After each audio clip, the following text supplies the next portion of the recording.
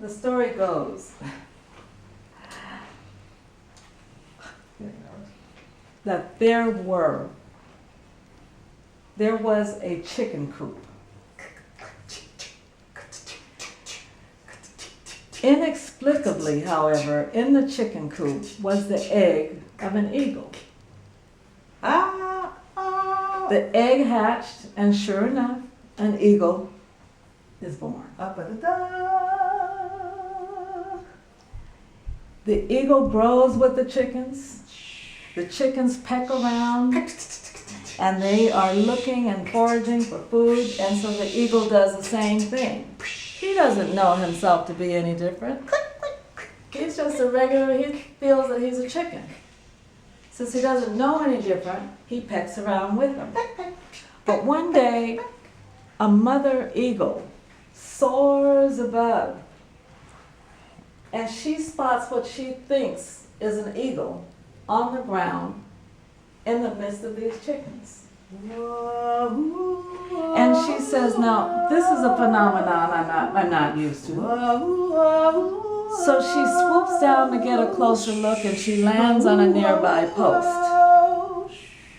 And she says, well, sure enough, that is an eagle.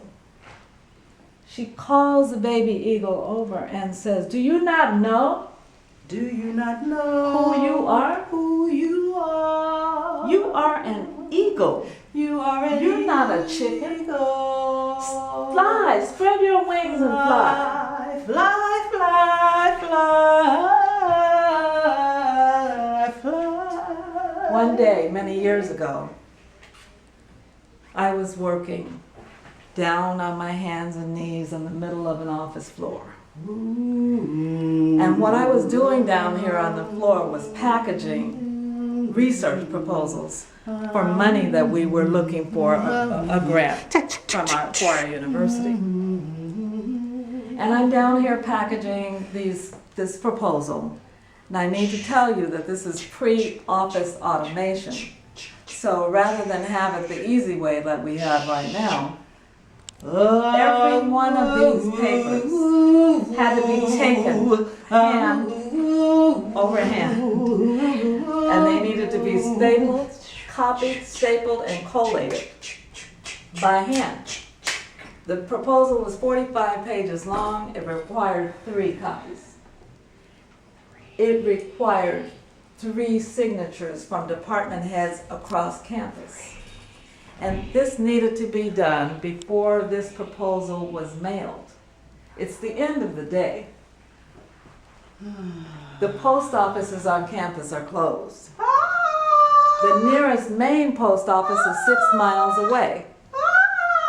So my objective was to prepare these proposals, scribe the cover letter, make the copies, package them up, drive them to the post office 6 miles away, and mail them so that they would have a postage date of that date in order to be to be recognized by the foundation. So I managed to do this, managed to get to the post office just in the nick of time before they close. They have the proposals. I come back to my office. I drive back with some relief. But there's still work to be done.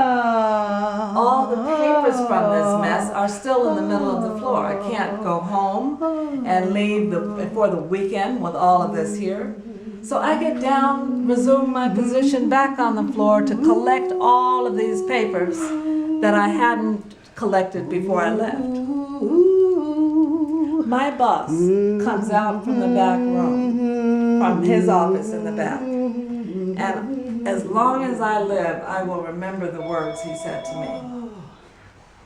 He said to me, Beviejean. He starts to pick me up from the floor. He says, Beviejean, you're no bean counter. Beviejean, you're no bean counter.